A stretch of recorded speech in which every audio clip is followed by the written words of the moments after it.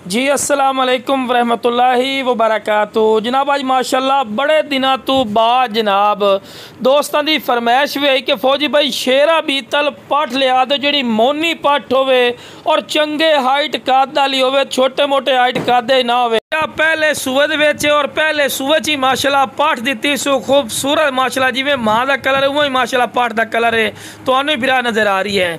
लेकिन बिरा पठ जी इस टाइम पई 3 तो 4 महीने की पठ है पई। बकरी जी है ना बिरा दूए सूए च लग चुकी है भी क्रॉस हो चुकी है। जिस भाई को लईए ना वो आंदा फौजी भाई ये क्रॉस हुई है कोई महीने डेढ़ दी। लेकिन बिरा साडा तुहाडा सौदा जिहड़ा पिया वो खाली दा उसी अगर गब्बण निकल आवे तुहाडा नसीब तुहाडा मुकद्दर है बिरा, ठीक है ना। बाकी बिरा लख वाली ब्रीड है लेकिन इंशाअल्लाह फौजी गोट फार्म ते बिरावां नूं हज़ारां रुपये मिल सी। बाकी जनाब जिस बिरा नूं चाहिए जनाब स्क्रीन ते नंबर चलता पिया राबता जरूर करना है। इंशाअल्लाह राबते की कदर जरूर हो सी भाइयों की। बाकी जनाब मेरी जी लोकेशन है, बड़े दोस्त आखते फौजी भाई लोकेशन ही दसी करो।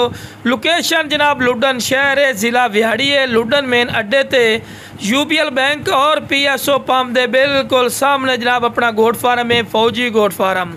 इत्थे मेरा भाई आके भी लै सकते ने। ते कार्गो की सहूलत की गल की जाए जनाब आल पाकिस्तान माशाल्लाह मौजूद ही ने। हुसन वाली चीज़ तो बिल्कुल लवी पार्टी ने बिरा दूए सूए च वलैत तिकर माशाल्लाह वेल इसू बिरा। इस तो बाद हुसन खूबसूरती और क्वालिटी माशाल्लाह नहीं होती। अगर गब्बण निकल आवे तो इकली बकरी बिरा तुहानूं पता है लाख रुपए दी है क्योंकि दूए सूए च अल्लाह खैर कीते ने दो बच्चे देने। लेकिन बिरा सौदा खाली दा कर रहे हैं। बाकी बिरा ये खूबसूरत चीज़ जिस बिरा नूं चाहिए जनाब स्क्रीन ते नंबर चलता पिया है, राबता करके मुनासिब